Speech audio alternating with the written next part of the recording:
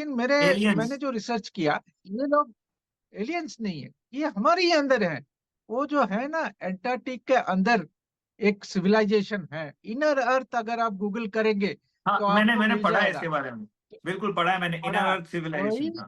ओम मानी पद्मे हम, ओम मानी पद्मे हम, ओम मानी पद्मे हम, ओम मानी पद्मे हम, ओम मानी पद्मे हम, ओम मानी पद्मे हम, ओम मानी पद्मे हम, ओम मानी पद्मे। वही लोग वो अभी भी वार्निंग दे रहे हैं, बहुत सारे वार्निंग्स वो लोग दे रहे हैं कि ऐसा मत करो। ये तो करीब 100 साल पहले भी उन्होंने वार्निंग दिया था। एक यूएस का एडमिरल, जनरल बर्ड उनका नाम था, वो गलती से वहां घुस गए थे अपना प्लेन को हम्म, लेकर। तो उन्होंने उनके माध्यम से तब का अमेरिकन जो सिस्टम है उनको वार्निंग दिया था कि आप जो रास्ते में जा रहे हो वो बहुत ही शीघ्र एक बहुत बड़ा डिस्ट्रक्शन लाएगा। तो आप जो कर रहे हो वो अपने आप को चेक करो, हम्म, क्योंकि अगर पृथ्वी का कुछ होगा तो वो भी अफेक्टेड होंगे ना। हालांकि अंदर में है, लेकिन बाहर हम्म। एक बहुत बड़ा घमासान होगा तो वो भी अफेक्टेड होंगे। तो एनीवे, ये होने के बाद वो आएंगे और वो बहुत सारे ऐसे टेक्नोलॉजी देंगे जो कि ऐसा टेक्नोलॉजी हो जिसका कोई हार्म नहीं हो। तो पूरा जो सेफ आज हमारे पास टेक्नोलॉजी नहीं देंगे। है। आज जो हमारे आज पास हमारे नहीं पास है, नहीं है। वही टेक्नो अच्छा सर, नहीं है, इससे वो इसी चीज से टेक्नोलॉजी एक देंगे। क्वेश्चन और निकल के आता है, इसी चीज से एक क्वेश्चन और निकल के आता है। जैसे यूएस और बाहर की कंट्रीज के अंदर ना बहुत ज्यादा यूएफओ फिनोमेना देखने को मिलता है कि उनको जी जी ऐसी जी जी। टेक्नोलॉजी हवा में उड़ती हुई दिखती है जो हम ह्यूमंस मैच ही नहीं कर सकते। तो वो जी बहुत जी। ज्यादा बात करते हैं कि दिस इज एलियन टेक्नोलॉजी। तो एजेंट। इंडिया के अंदर में भी ये चीजें कम देखने को मिले, लेकिन बाहर बहुत मिलती हैं। तो मुझे यहाँ से एक लिंक मिल रहा है आपसे कि that is from the inner earth civilisation में भी। वो इनर जो धरती के सिविलाइजेशन अंदर रहते हैं वो बहुत एडवांस हैं। ठीक है बहुत ना। एडवांस्ड है वो। और ये वो हो और सकते हैं जिन्हें वो लोग एलियन समझते हैं। और उनका रेफरेंस आपको रामायण और महाभारत में भी मिलेगा। ठीक उनका है। जो टेक्नोलॉजी के बारे में उनका रेफरेंस, तब जो टेक्नोलॉजी था, ये लोग थे हाँ। ना, बाहर थे। ये लोग अंदर में नहीं थे। जो हम्म, ये चेंज के इसके पहले जो डिस्ट्रक्शन आया था उसमें वो लोग अंदर घुस गए, नहीं तो वो बाहर ही थे। और उनका हम्म, भी इंटरेक्शन हुआ था, हाँ, हमारे साथ। और जैसे आप देखेंगे बहुत सारे सिविलाइजेशन में यूएफओ का डायग्राम है। बिल्कुल। वो देते हैं ऐसे ऐसे। तो हमारे यहाँ भी विमान का जो उल्लेख है, हाँ, वो विमान क्या था? जो रावण का जो विमान था, वो माइंड से पुष्पक। चलता था, माइंड से चलता था। तो ये सब सारे रेफरेंस तो हैं। हालांकि हमको बताया गया कि ये सब गलत है, क्योंकि हमको जो सच है उसको छिपाकर हम लोग को दूसरी दुनिया में रखा गया है। ये बताया कि यही मॉडर्न थॉट है, लेकिन हमारे पूर्वज वो ढोंगी नहीं थे। वो बहुत ही सिंसियर थे, वो बहुत ही अच्छा नॉलेज हमको दे के गए हैं। लेकिन वो नॉलेज को ब्लॉक कर दिया गया है। और जो भी वो नॉलेज को पढ़ता है उसको बैकवर्ड बताया जाता है, उसको कॉन्स्पिरेसी थ्योरिस्ट बताया जाता है।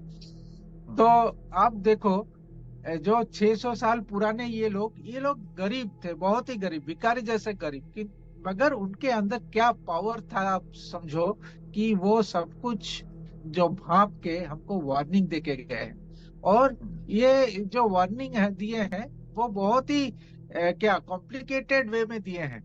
हालांकि उनको मालूम था कि हम अगर खुल के बोले तो हमारे ऊपर भी कुछ हो सकता है, अटैक हो हम्म, सकता है, इसलिए बहुत ही घुमा फिरा के वो बता के गए हैं। लेकिन अभी के जो एक्सपर्ट्स हैं वो पढ़ के हमें बता रहे हैं। तो ये डराने के लिए तो नहीं है, लेकिन आप देखो, अगर वो भी नहीं बोलते तो हमको तो अब मालूम है ना कि आगे हम्म, क्या होने वाला है।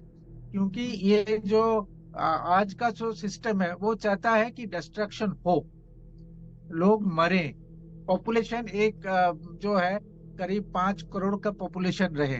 तो वही तो प्लान कर रहे हैं। इतना प्रेडिक्शन के अंदर हमको नहीं जाने से भी हमको तो पता लग रहा है। तो यहाँ बताइए। पे एक क्वेश्चन उठता है सर, यहाँ पे एक क्वेश्चन उठता है। जैसे मैं आपकी बातों से भी समझ पा रहा हूँ और मैं खुद की रिसर्च से भी समझ पा रहा हूँ that there are few individuals who control this physical world. जो एटलीस्ट हम जो प्लेनेट पे रहते हैं वो रिसोर्सेज को कंट्रोल करते हैं, और वो अपने हिसाब से हमें एक डायरेक्शन में ले जा रहे हैं जो कि डिस्ट्रक्शन की तरफ जा रही है। राइट। जी तो एक तो जी होगी ये डिस्ट्रक्शन जो मैन मेड है, जो वो खुद से कर रहे हैं, ठीक है। और एक डिस्ट्रक्शन वो हो गई जो शिव जी कर रहे हैं, जो प्रलय के अंदर आ रही है, ठीक है ना। तो जैसे एक तो जैसे हार्प टेक्नोलॉजी जो है उससे बहुत सारी चीजों के अंदर चेंज कर देते हैं, अर्थक्वेक भी वो खुद से क्रिएट कर सकते हैं, एक्सेस बारिश खुद से कर सकते हैं, बहुत सारी चीजें खुद से कर सकते हैं। तो एक तो हो गया मैन मेड डिस्ट्रक्शन, एक हो गया नेचुरल डिस्ट्रक्शन। तो दोनों चीजें ये एक साथ होंगी, तभी तो मतलब इतने ग्रैंड लेवल पे ये चीजें निकल के आएंगी। और एक चीज यहाँ पे मैं जोड़ना चाहूंगा कि ये जो लोग जानते हैं, वो आज के दिन ये जितने भी अमीर लोग हैं ये बंकर्स बना रहे हैं, अंडरग्राउंड बंकर्स। फेसबुक का मालिक, बिल गेट्स, अमेजोन का मालिक, ये हर कोई बंकर्स बना रहे हैं, और बहुत बड़े बड़े बंकर्स नीचे। तो यानी कि इनको कुछ ना कुछ तो पता है कि कुछ या तो ये करने वाले हैं, या फिर ऊपर से कुछ ना कुछ तो होने वाला है, राइट। और ये अभी देखिए, का समय है जब ये होगा। हमको बोला जाता है कि भगवान नहीं है, एस्ट्रोलॉजी फेक है, लेकिन वो जानते हैं कि भगवान है, इसलिए वो डेविल की वर्शिप करते हैं। डेविल क्या है? Anti God. तो वो भगवान को अपोज करते हैं और डेविल की वर्शिप करते हैं। उनको मालूम है ये टाइम डिस्ट्रैक्शन का टाइम है, उनको मालूम है। तो वो एक सिनर्जी लाना चाहते हैं कि उनका जो डिस्ट्रैक्शन और नेचुरल डिस्ट्रैक्शन मिल जाए तो उनका जो उद्देश्य है वो पूर्ण हो सके। लेकिन क्या होगा कि एक समय के बाद सब कुछ उनके हाथ से चला जाए, वो जैसे प्लान करते होंगे वैसा नहीं होगा।